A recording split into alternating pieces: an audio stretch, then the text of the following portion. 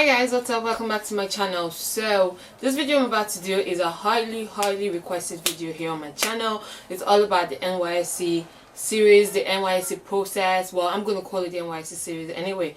Right, this video was supposed to be out before like a month ago, but I've just had issues with something or the other. Like my lightning, there was one bulb went missing. My laptop, I still have issues with my laptop right now, so it's just, that's why my videos have just been all over the place. But I'm getting back into track. I'm getting back into things, the swing of things anyway. So consistency is the key right now. So topic on my channel, and because I sat down and I was like, okay, I can't finish this topic in one video, so I split it into 5 videos. So I'm gonna split into one, the pre-Nysc process. Second one is the camp orientation. Third of all is Nysc service year.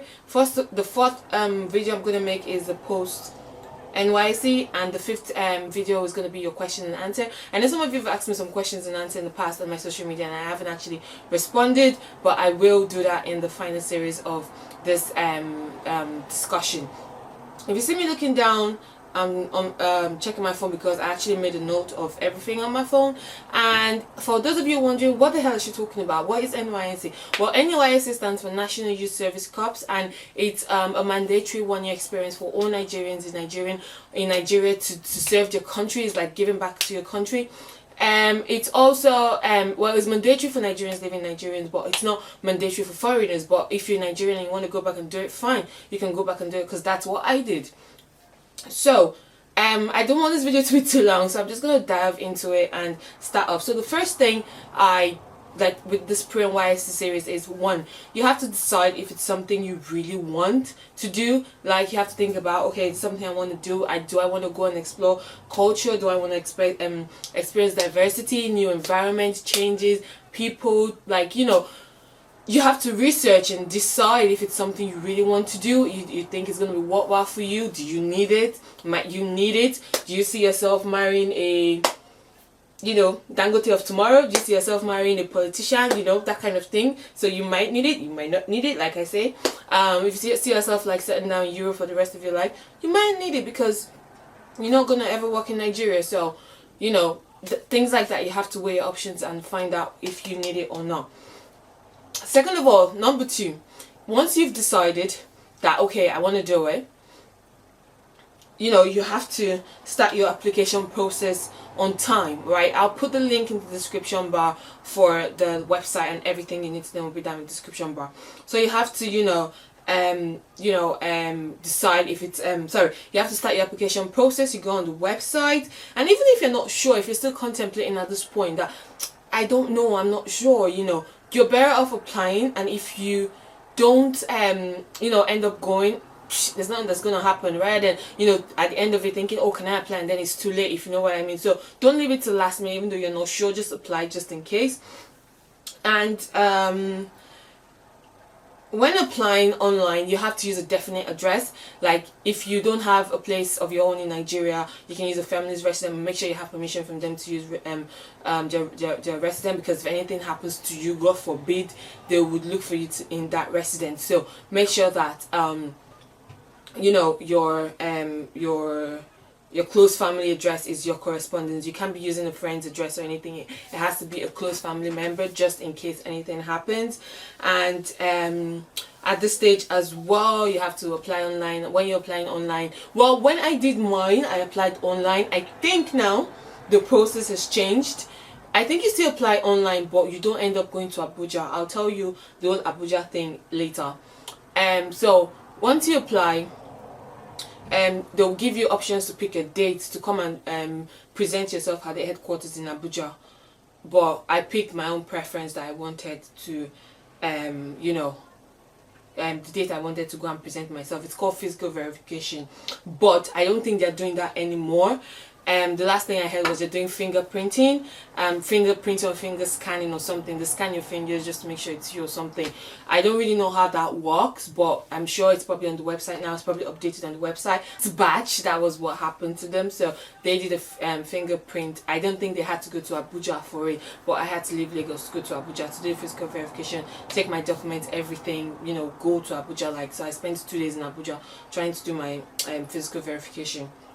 Then when you're going for your physical verification or whatever it is you're going for, concerning NYSC in general, like when it comes to pre-registration, ensure you have all your original documents. I'm not kidding with you.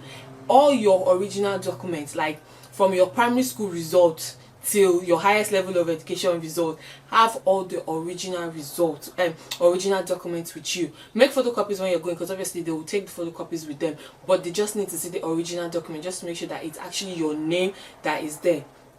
Now, the problem I had with my own was my name on my birth certificate is different from some of my credentials I had, so I had to go and do a sworn affidavit, and thankfully the court was just right opposite the NYSC headquarters, so that was just a quick thing for me to do. The lady told me, oh sorry, your name is not the same, we can't take this, you have to go, because what happened, my name is Similoluwa on my birth certificate, but my parents named me Similoluwa, so I kind of go by both names. So sometimes when I'm feeling some stuff, I just go by whichever one comes to me, but on my passport and stuff it's Similoluwa that's on it. So that was the problem I had. So it wasn't really a huge problem, or something that I sorted out ASAP. Then if you don't have your documents, guys, they might not register you. There is a 50% chance they will not register you, because when I went to Abuja, I saw some people, they were telling them to go back. Imagine coming all the way from Lagos, coming from Port Harcourt to Abuja, and they tell you that you don't have a document and you have to go back and get some certain documents. Like, how frustrating is that? And I'm sure you guys don't want that to happen to you. So please, please, please, when you're going, take all your original documents, put them in a folder, put them in a poly pocket, make sure it's safe. If you know you're very careless, give it to someone like an uncle or an auntie or your mom or someone that, you know, can look after these documents for you, because they are very, very important. Then after you've done your registration, after you have all your documents, you know, your documents are ready and everything, now you have to think of, okay, now I'm going to Nigeria.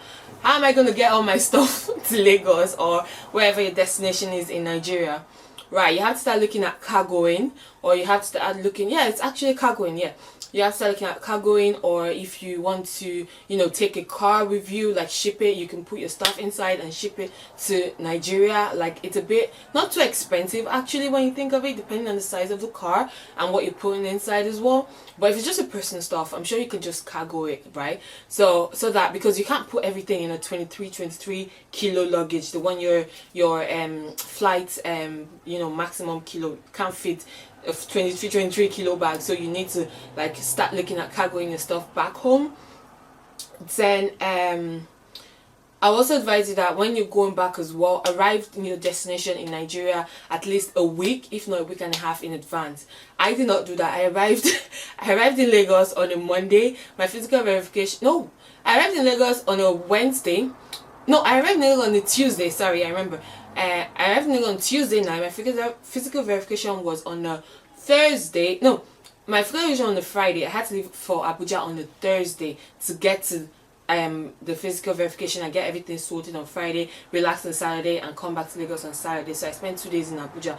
So I was really tensed. I was tired, you know, I was jet lagged and everything. So I was like, you know, if I was going to tell anybody, please arrive Lagos in please arrive to your destination at least a week or a week and a half in advance, so that you can rest, you can adjust to your new environment, you can get yourself together, you know, and all that good stuff. So after you've done your registration, I don't know if it's physical verification in Abuja or your fingerprint, you have to go to secretariat, to your local secretariat in your city or whatever. I don't really know how that process is anymore, but my own, what happened was, after I did everything, they told me in Abuja that, oh, after a week, go to the Lagos secretariat, because I reside in Lagos anyway. Go to your Lagos secretariat and pick up your call-up letter. Basically, your call-up letter has your state code, your, is it state code? No, you don't get a state code at this stage. No. It has your I think your registration number. It has the fact that, you know, as a foreign student, they refer to foreign students they refer to people who come from abroad to Nigeria as foreign trained graduate. So on your color letter you see FRN, so anyone who sees FRN will know you're a foreign trained graduate. That's what they go by to represent foreign trained graduates. What was I gonna say? Then you're gonna go to Abuja, pick up the you go to Lagos or your local secretariats, your main secretariats in the state, pick up your color letter, which has all the registration and all that, like I said, and it also say where you're posted to. Now, where it says you're posted to, I think you have about 3 or 4 days to head down to the camp. So at this stage, once you leave Abuja, my advice to you is start packing your stuff. Get your whites, get your shorts, get everything you need. I'll talk about all that in the next video, but this is when you have to start preparing that you're going to have your provisions, your food, everything. You have to start getting them ready, because once you get your call-up letter, I think I got call-up letter on a Friday, by Tuesday you have to go into camp, so you really don't have much time. So start preparing yourself the minute you get to Lagos, like you're going into camp.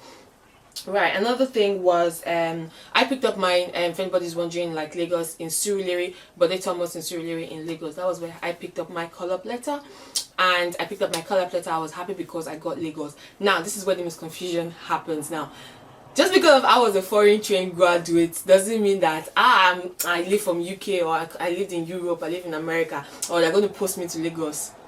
Wrong. They ain't going to post you to Lagos, because now I don't know who the new what's his name, the new NYC I forgot his name. I put his name here. If I what do you call it, he is being really strict now, because apparently he wants diversity. He doesn't want foreign people or Lagosians in Lagos to actually start doing NYC in Lagos. He wants people to explore. So a lot of people got, you know, thrown off the hook. People were going to Zamfara, they threw people to Kwara, they threw people to Akwa Ibom. I did not know any of my friends who went the last batch. I did not know any of them that they got posted to Lagos. They all got posted to different places. I even knew some of them. One particular person that actually went to camp for a week, and she's like, nah, I'm not doing this anymore, because she thought she was going to get Lagos, and that's not the case. So you have to bear in mind that this is a huge change. This is, we're talking about diversity here, we're talking about places you haven't been before, so you have to, like, you know, be prepared for the worst, like at this stage. And the reason why I got Lagos was because I had connection, and my connection was successful. You might have connection, I might not be successful, so don't compare yourself to me. So that was how I got Lagos, and they are really strict now. If anybody is wondering about the batches, they're all going to be the batch you can enter for when you want to apply. They're all going to be in the description bar. Batch A is they only have 2 batches this year because of the election that took place this year. So the first batch went in about, I think, was it May or April, I'm not too sure, and then the next batch is September. So I would try and complete the series by September, so that everyone would have an idea of the NYSC process and what's going on with it. So thank you so much for watching. If you find this video useful, helpful, or helpful to anyone who knows my needed, please share this video, like, comment, rate, subscribe. Thank you so much for watching, and I would continue the series. The next one is the camp orientation process, and thank you so much for watching, and I'll see you in my next video. Bye.